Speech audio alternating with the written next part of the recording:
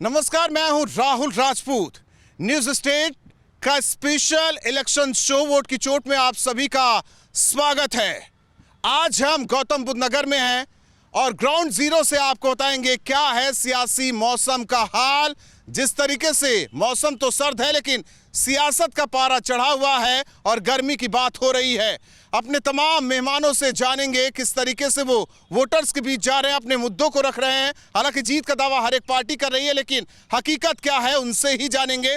हमारे साथ बीजेपी से जुड़ चुके हैं एस त्यागी जी। इसके अलावा हमारे साथ जुड़ रहे हैं पवन शर्मा जी, कांग्रेस के नेता, साथ ही साथ दीपांशु जी जो कि बीएसपी का पक्ष रखेंगे, और इसके अलावा राघवेंद्र दुबे जी हमारे साथ मौजूद हैं जो कि समाजवादी पार्टी का पक्ष रखेंगे। लेकिन शुरुआत सबसे पहले हम करते हैं बीजेपी के नेता से, क्योंकि मौसम सर्द है और सियासत में गर्मी बहुत है। ये गर्मी वाली बात क्या हो रही है?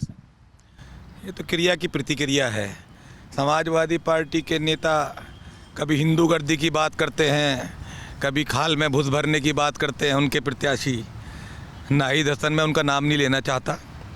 तो भाई माननीय मुख्यमंत्री अब इस एक्शन का तो रिएक्शन देंगे ही। और रही बात गर्मी उतारने की या जून महीने में शिमला बनाने की, तो वो पिछले 5 साल में जो उत्तर प्रदेश में बिजली की निर्बाध आपूर्ति हुई है उसका कथन उस संदर्भ में था। ठीक है, अब जानते हैं कांग्रेस से बाद में जानेंगे, लेकिन समाजवादी पार्टी से जानते हैं कि ये तो क्रिया की प्रतिक्रिया है। ये कहा जा रहा है? नहीं, क्रिया का बाबा जी की जो भाषा है, एक मुख्यमंत्री की ऐसी भाषा नहीं होना चाहिए कि जैसे कोई नहीं सड़क छाप कोई आदमी हो, गुंडा आदमी हो, किसी को कुछ भी कहेगा मैं गर्मी निकाल दूंगा, मैं शिमला बना देता हूं। अरे कोई बात अनुकूल है। मैं तो कह रहा हूं कि भाई जनता की सुविधा के लिए मौसम सर्द हो रहा है, थोड़ा से गर्म कर दें। बाबा जी में अगर इतनी कला है, क्योंकि उन्होंने 5 साल कुछ भी नहीं किया है। और मैं इनसे पूछना भी चाहता हूँ, अगर 5 साल में एक भी काम जिसका इन्होंने शिलान्यास किया और उसका उद्घाटन कर दिया हो, एक पूरे उत्तर प्रदेश में बता दें। अभी कह रहे थे कि हम इसलिए कहा कि वो निर्वाचन तो रिपोर्ट कार्ड उन्होंने पेश किया, 5 साल में उन्होंने क्या किया? उन्होंने कुछ किया ही नहीं। मैं बता रहा हूँ ना, जो भी हमने काम किए, अखिलेश यादव जी ने जो काम किए उसी का उद्घाटन किया। अब नोएडा में जहाँ खड़े हैं वहाँ देखो मेट्रो लाने का काम किया, मल्टी लेवल पार्किंग बनाने का सेक्टर 18 में काम किया, जितने एलिवेटेड रोड बनाने का काम किया हमने यहाँ पर जिला अस्पताल सेक्टर 39 में बनाने का काम किया, सेल्फ हार्ट सेक्टर 33 में बनाना। आपने बहुत काम किया, समाजवादी पार्टी की सरकार ने बहुत काम किया, लेकिन कांग्रेस से जानते हैं कि जिस तरीके से प्रियंका गांधी आई, कुछ बल मिला? देखिए, बल तो वैसे ही कांग्रेस में है, क्योंकि कांग्रेस के जो कार्यकर्ता हैं जो पहले कई सालों से शांत थे, क्योंकि हम लोग कभी गठबंधन में रहे हैं तो कभी 100 सीटों पे लड़े, कभी 150 सीटों पे लड़े। अब की बार हम पूरी 403 सीटों पे लड़ रहे हैं और अपना कार्यकर्ता जो है अभी पूरे जोश में है। प्रियंका जी आई हैं, कार्यकर्ताओं में एक उत्साह है और कार्यकर्ताओं के साथ साथ में यहाँ के वोटरों में उत्साह है, क्योंकि जिस आत्मीयता से वो मिली हैं, लोगों के अलग ग्रुप में मिली हैं, लोगों की समस्याएं सुनी और वो उनका समाधान के लिए उनसे बात की है। ज़ाहिर तौर पर किन मुद्दों के साथ बीएसपी मैदान में? पहले तो राहुल जी बहुत बहुत धन्यवाद आप लोगों का हमें यहाँ आमंत्रित करने के लिए। मैं ये कहना चाहूँगा, यहाँ बात हो रही है गर्मी की। नोएडा में केवल जो गर्मी है वो बातों की गर्मी है। यहाँ ग्राउंड लेवल पे आप देखेंगे ज़ीरो एक्शन रहा है। मैं जगह जगह गया हूँ, सेक्टर 12 हुआ, सेक्टर 34 हुआ, सभी स्पेशली हमारे बुज़ुर्गों की बहुत शिकायतें हैं, जिनमें से एक शिकायत जो है उन लोगों के घर में सीवेज की बहुत प्रॉब्लम है। सीवेज का पानी उन लोगों के घर में आ रहा है। अब किसी के घर में 2 साल का बच्चा है, 3 साल का बच्चा है, ये बहुत अनहाइजीनिक सिचुएशंस हैं जो हमारे यहाँ पे। अब बात करते हैं मायावती जी ने जो काम किया है। हम बात कर रहे हैं, हम दावे ठोक रहे हैं जेवर एयरपोर्ट के। उनकी फाउंडेशन, उनका बेस सेट करने वाला कौन था? मायावती जी थी। 4 अंडरपास, इतना बड़ा इंटरनेशनल हॉस्पिटल उन्होंने सेट किया जिसकी आज ज़ीरो मेंटेनेंस है। उसको इस तरीके से नेगेटिव पीआर दी जा रही है कि वो किसी काबिल नहीं है हॉस्पिटल, जबकि वहाँ पर पीजीआई स्कीम से इतने मुकम्मल इलाज हुए हैं लोगों के, इतने कम प्राइसेस में हुए हैं और सभी वर्गों के लिए हुए हैं। ऐसा नहीं कि उन्होंने किसी एक वर्ग या एक जाति को ध्यान में रखकर वो काम किया है। उन्होंने किसी वर्ग को, किसी जाति को ऊपर या नीचे नहीं समझा, सभी को साथ लेकर चलिए। सर्वजन हिताय सर्वजन सुखाय का जो सर्वजन हिताय सर्वजन सुखाय। त्यागी जी, आरोपों की बौछार आप पर, फीता काटा जा रहा है। पिछली से पिछली सरकारों ने काम किया, आज तक नोएडा में कुछ नहीं हुआ, गौतम बुद्ध नगर में कुछ नहीं हुआ, जेवर की बात कही जा रही है। जवाब किस तरीके से? जो भी जवाब हैं, जो भी सवाल हैं, उनके जवाब जो काम किए हैं पहले वो बता देता हूँ। नोएडा में एक भी कूड़ा घर जो सड़कों पे कूड़ा पड़ता था वो समाप्त हुए हैं। वहाँ पे बाग बगीचे और हरियाली का स्थापना हुई है। नोएडा पहली बार 3 लाख से 10 लाख की जनसंख्या की श्रेणी में प्रथम स्थान पे आया है। ये उपलब्धि है।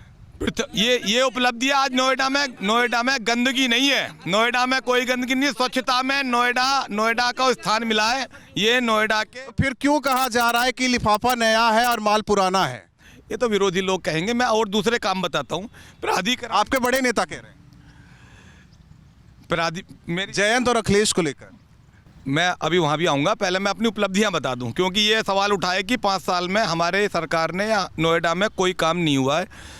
पूरे शहर में 200 से ऊपर टॉयलेट हर गली हर नुक्कड़ में बने। पहली बार खुले में शौचालय करने के लिए जो लोग बाध्य थे, जिनके पास जगह नहीं थी, उनको आज सड़क पर या खुले में शौचालय करने के लिए जाने की आवश्यकता नहीं है।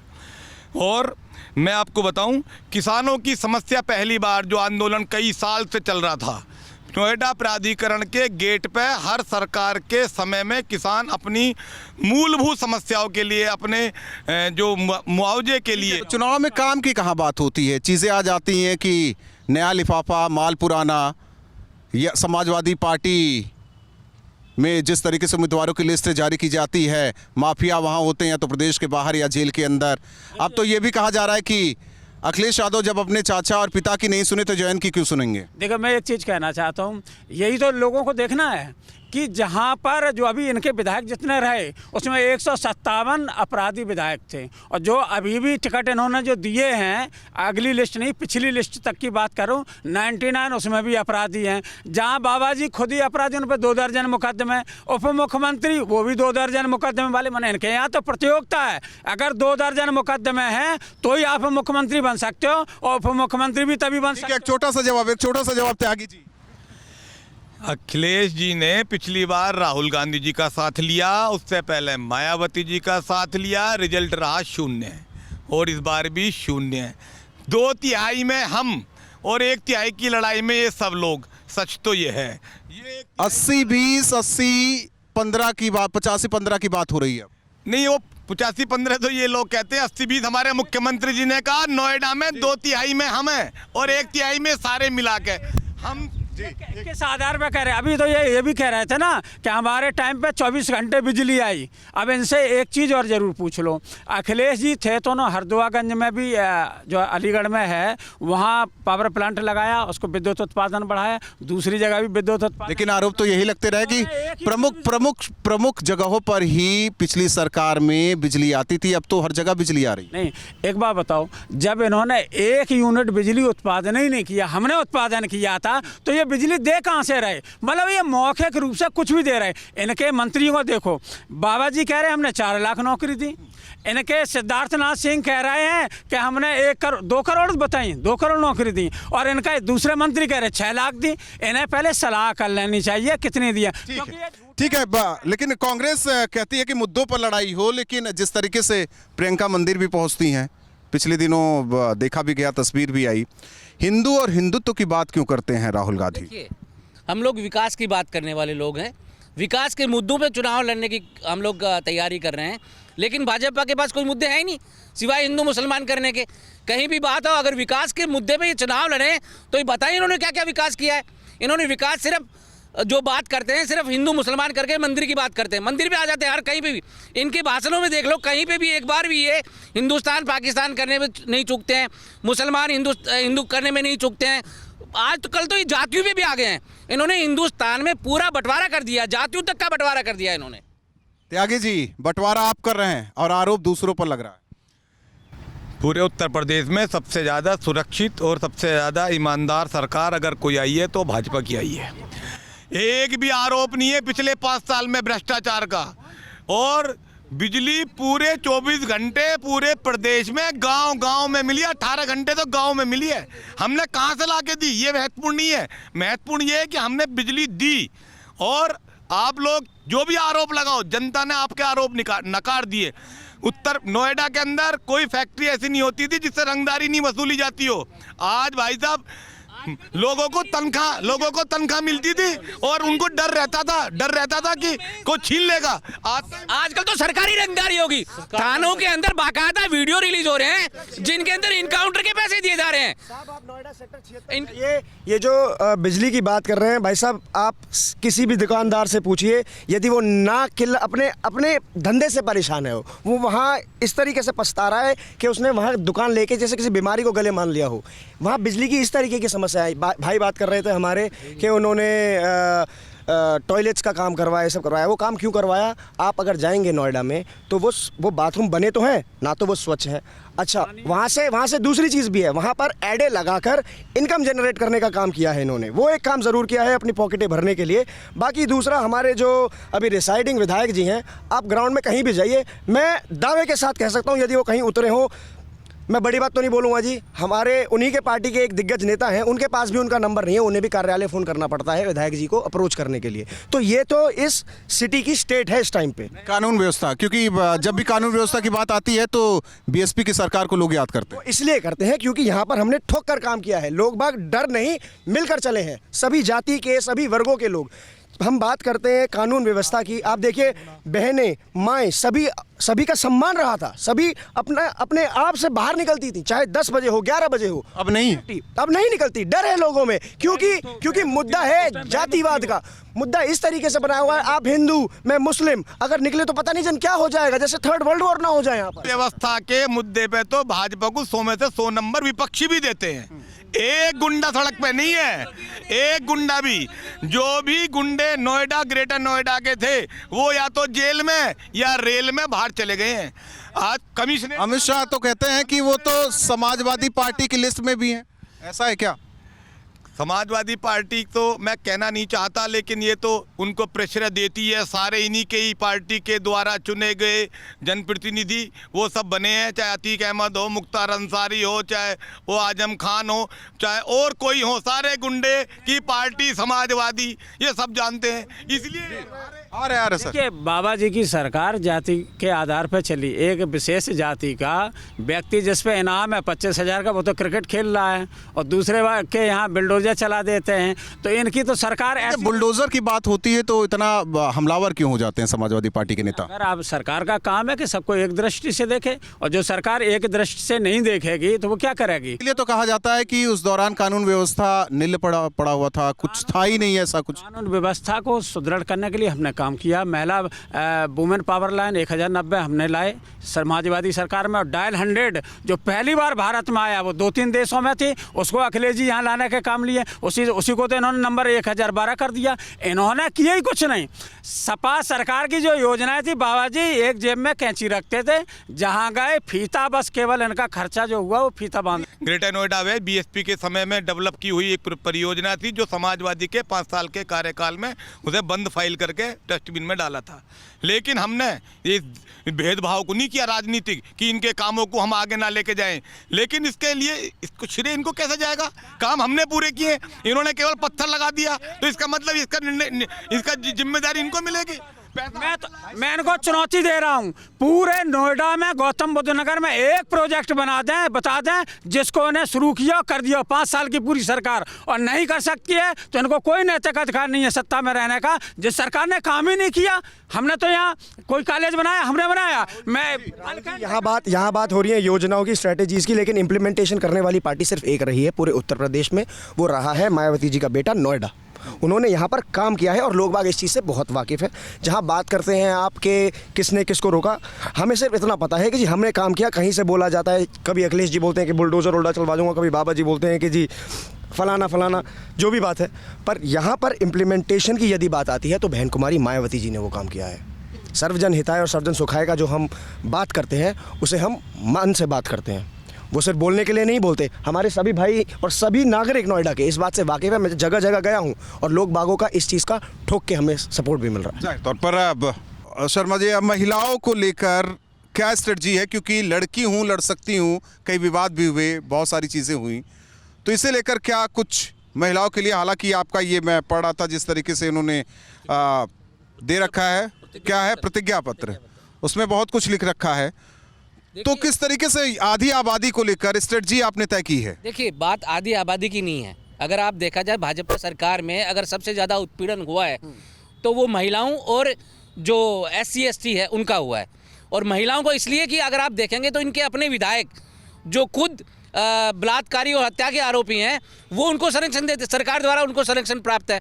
इनके जो सांसद हैं वो उन विधायकों से मिल के आते हैं। तो सत्ता में अगर संरक्षण इनको मिल रहा है और साथ में अत्याचार महिलाओं पे हो रहा है, तो प्रियंका ने एक आवाज़ उठाई है कि जिन पे अत्याचार हुआ है, जिन महिलाओं के साथ में कोई ज्यादती है, वो साथ में खड़े हों। ठीक है, रेशियो बढ़ने से कुछ नहीं, रोजगार की बात होती है। रोजगार पर विपक्ष आपको घेरता है। रोजगार का मतलब अगर केवल लोग सरकारी नौकरियां लगाएं तो ये उसका गाना गाते रहें, लेकिन प्रत्यक्ष और अप्रत्यक्ष रूप से अनेक रोजगार की समस्या के सुझाव सरकार के द्वारा आ रहे हैं। दीपांशु एक चीज कहना चाहता हूँ, इन्होंने अभी रोजगार की बात कही। प्रधानमंत्री जी ने कहा कि पकौड़ा तलना भी एक रोजगार है। अब एक बार बताओ, 200 रुपये जब सरसों का तेल हो गया तब तो पकौड़ा भी नहीं तल सकते हैं। तो इनके सरकार में यही होना है। तो ये लोग क्या है, जिस तरीके से लोगों को बेरोजगार, आपने देखा कोरोना काल में सरकार नाम की कोई चीज़ नहीं रही। जहाँ देखो नदियों में गंगा जी पूरी पटी पड़ी थी लाशों से, रेत में लाशें पड़ी हुई थी, ऑक्सीजन नहीं मिल रही थी, दवा नहीं मिल रही थी, बेड नहीं थे, और ये सरकार कह रही है कि हमने बहुत कुछ किया। कोविड पर दीपांशु, हाँ एक सवाल है, कोविड के दौरान योगी जी ये बोल रहे थे कि ऑक्सीजन की पूरे उत्तर प्रदेश में कहीं कमी नहीं है। मैं आपको वाकया दिखाऊंगा लखनऊ के, इनफैक्ट जहां पर एक औरत अपने पिता को लेकर आती है हॉस्पिटल में, उसको नहीं मिलती है ऑक्सीजन और उसका फादर जो है नेक्स्ट दिन एक्सपायर हो जाता है। सेम चीज़ यहाँ पर होती है नोएडा में। एक माँ CMO ऑफिस में जाती है कि साहब मेरे बच्चे के लिए एक रेमडेसिविर का इंजेक्शन दे दीजिए। CMO कहता है निकल जाए यहाँ से, नहीं अगले दिन तुझे जेल में करवा दूंगा। अगले दिन उसका 22 साल का लड़का, मेरी उम्र का लड़का, पास अवे हो जाता है। कहाँ थे योगी जी और कहाँ थे हमारे माननीय विधायक जी जो ठोका मार के कहते हैं कि मेरा नोएडा है। और जी एक बात बहुत क्लियर है, नोएडा अब इस स्टेटमेंट को रख चुका है कि नोएडा को उसका बेटा चाहिए, उसका खून चाहिए, जो 30-35 साल से यहाँ खड़ा है। उनके बीच उनके लोगों ने लिखा करा। मात्र एक हफ्ता एक ऐसा समय था जो विचलित करने वाला था, लेकिन एक हफ्ते के बाद मैं दावे के साथ कह सकता हूँ, एक हफ्ते के बाद सारी चीजों की व्यवस्था हुई, चाहे रेमडेसिविर हो, चाहे ऑक्सीजन हो, चाहे अस्पताल हो। एक हफ्ते के बाद एक पवन जी से भी, लेकिन कांग्रेस का देखिए, मैं ये खुद तो उन्होंने तो कुछ किया ही नहीं, जो लोग कर रहे थे उनको करने ही नहीं दिया गया। प्रियंका गांधी ने बसों का इंतजाम किया था, उनको नहीं उन्होंने परमिशन दी। ऑक्सीजन के प्लांट उन्होंने वहां से छत्तीसगढ़ से हम लोगों ने मंगाए, उसकी स्वीकृति इन लोगों ने नहीं दी। ये पार्टी गरीब आदमी को देखती नहीं है, इनके लिए तो नोट वाले हैं। यदि नोट वाले हैं तो भाजपा है। अगर गरीब आदमी की आप सुने तो वो जानता ही नहीं कि भाजपा उनके लिए क्या कर रही है, वाकई में कुछ नहीं कर रही। मैं पूछना चाहता हूँ, अभी गृह मंत्री जी आए थे अमित शाह, ग्रेटर नोएडा में थूक लगाकर पर्चा बांट रहे हैं। मतलब ये थूक प्रसाद है और मुस्लिम ने लगा दिया तो वो क्या बोलते हैं, किस पे लगा दी?